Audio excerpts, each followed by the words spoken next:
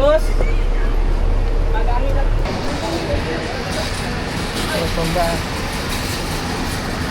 1:30 ng hapon. Abaw na.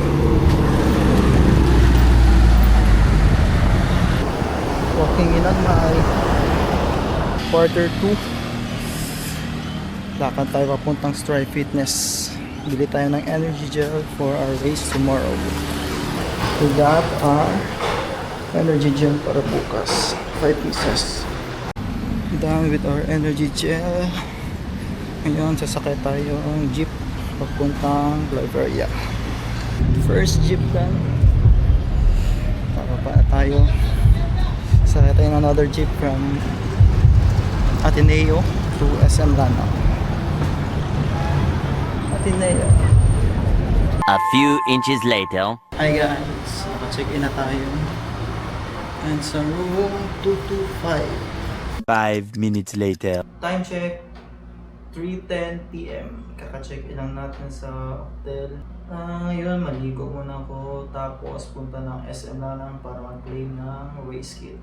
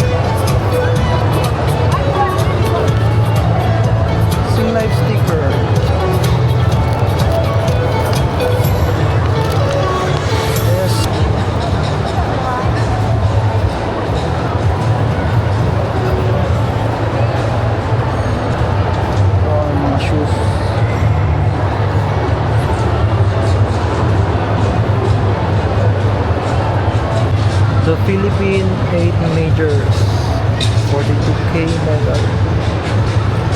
The race route for 5, 10, 21, and 42K. Much later. Much later. So, kabalik na tayo from SM Lanang and nakuha na natin ating race kit. Tatakbo tayo ng 42 kilometer. And then, ang Signet. Good. Ganda. Large, medyo malaki sa akin. And then, bumili na din tayo ng ating pagkain para kaya. So, mashed potato sa KFC. Fries and spaghetti. Tapos, nakabili din tayo kanina ng 5 energy gel from Flashpoint. 5 hours later. Time check, 10:26 PM na. So malapit na mag-11. So 11 PM ang assembly time ng 42 kilometer. So outfit check, black shirt, black shorts, black vest, and then ang race bib butante. Nandun ang energy gel sa likod. Tapos Huawei Watch GT6. So ang gamitin natin sapatos ngayon is ang X-Step na 2,000 km Pro. So first time ko pang i-run ng 42 kilometers. Tinari kung goods ka sa paa. So ayun, going to the race venue na. Lakad-lakad naman tayo warm up. SM Lanang.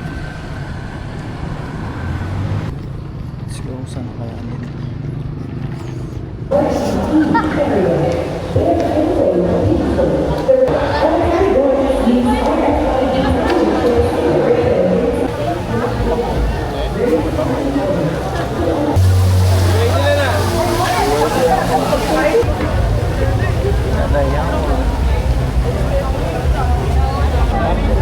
So many thousands of runners from across the country, and the green balloons make some noise for our dedicated Pacers! Let's go, Pacers! 42 kilometers! 10, 9, 8, 7, 6, 5, 4, 3, 2, 1, go! Our safe and fun race out there. This is the Abnago Marathon presented by SM Supermall. Good luck, 42K winners! And once again, the Sing Like Bravo Marathon presented by SM Supermalls has officially begun! Let's go, let's go!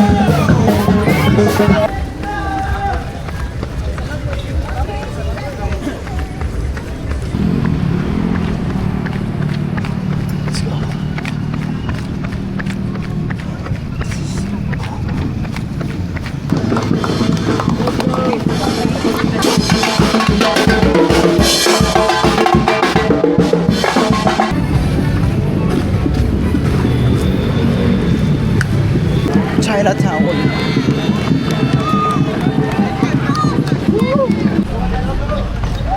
5K.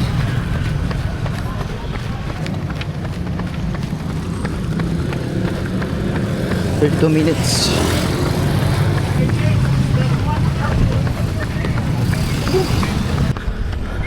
Going to Bukana Bridge. Amoy dagat na. 8 kilometers in. Let's go. Bukana Bridge na.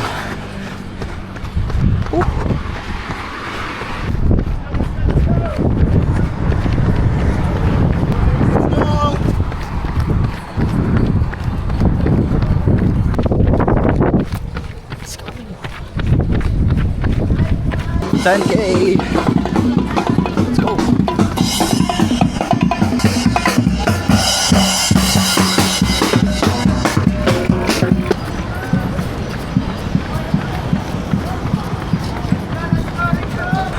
Go kilometers in.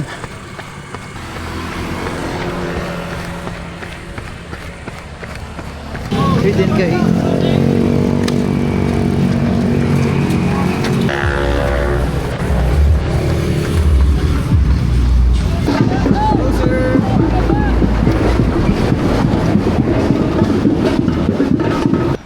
Kilometers. Layo pa pero sige lang. Gusto mo yan eh. Takbo ka pa.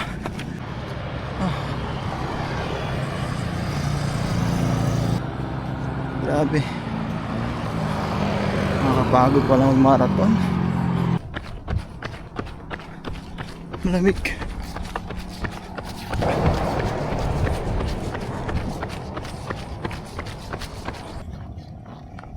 May 6 kilometers.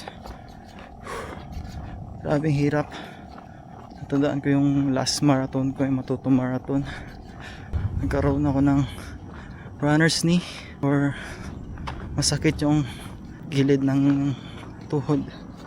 Kaya halos 30 km nilakad ko dahil hindi ko kaya. Ngayon, this is the redemption race. Bawi ko sa aking first marathon na di ko nagawa. Let's go. Kaya to sa 5:30. Takbo. And now I'm questioning my decisions. 14 kilometers to go. Pagod na.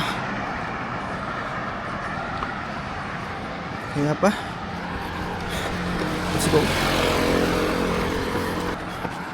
Time check, 3:25 AM. 28.8 kilometers na. Malapit na. Pero malayo pa. It's okay to stop naman sa marathon. Stop na magtakbo.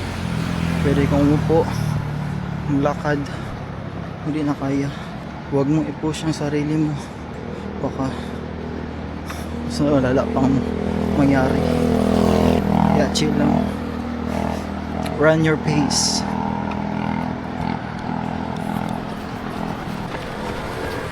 Sakit na lang pa ako. Parang wrong choice yung sapatos na ginamit ko. Mas okay pala yung medyo bouncy, soft midsole. Ito akin medyo firm eh. Malapit na. Malapit na sumuko. Malayo pa. 11 kilometers pa. Approaching Bukana again. 8 kilometers of hill.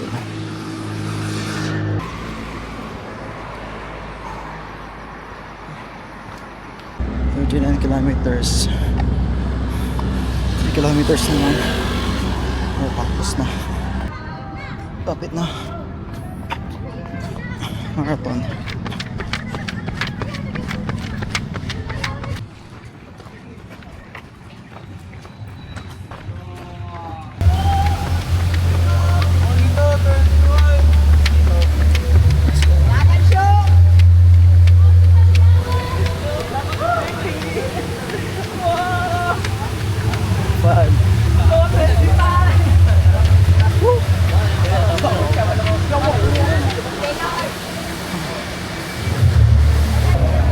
Last 42K.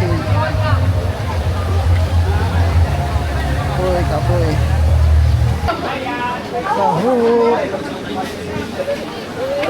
Yes, done ang 42K marathon.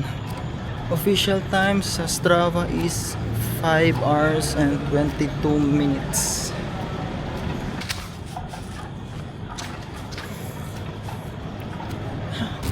Angel's Burger.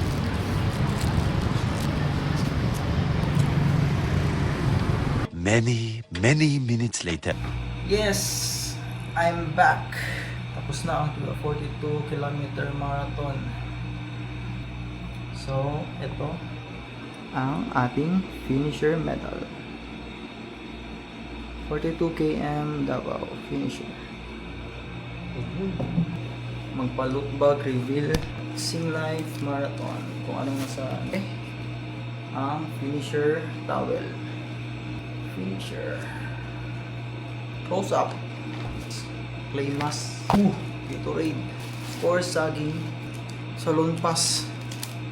Ambot mo saan Ligana ano Pants. Shampoo. Pants ulit. Of course, ang finisher shirt. 2 hours later. So, tapos na ang second marathon ko sa Singlife Davao Marathon. Masasabi ko sa takbo ko, satisfied naman. Satisfied ako sa time. Pero ang goal ko kasi sana is sub 5. Pero sub 5 with 30 goods na rin. Bawi na ng next marathon. Planning, ibenta ko yung X-step ko. Din bili ako ng mga lining with Hair 9 Ultra. And then sa vest. So first time ko gumamit ng vest, medyo masakit pala sa balikat. Kasi mabigat yung dala ko sa likod at sa harap. Then kapag tumatakbo, parang nagalukso siya. Parang nag-pressure yung balikat ko. And then sa race event, okay naman ang race event. Malaki ang space. Then maraming runners. And then sa mga hydration, every 2 kilometer may hydration. Either tubig or Gatorade. So, good siya. Hindi lang puro tubig. So, my plan next year, siguro, another marathon next year, try ko mag-sali sa Marbel to Jensen kung kakayanin. Ultra marathon, 60 km, pero kulang pa sa training. So, yun, try lang kung makasali ba sa ultra marathon. Pero this year, shorter distances muna tayo. And then, mag-strength training ako sa core, sa hips, sa hamstring, sa knee, sa paa. So, ayun lang. Uwi natin ang Jensen. Time check, 9:46 a.m. So, yun lang. Bye.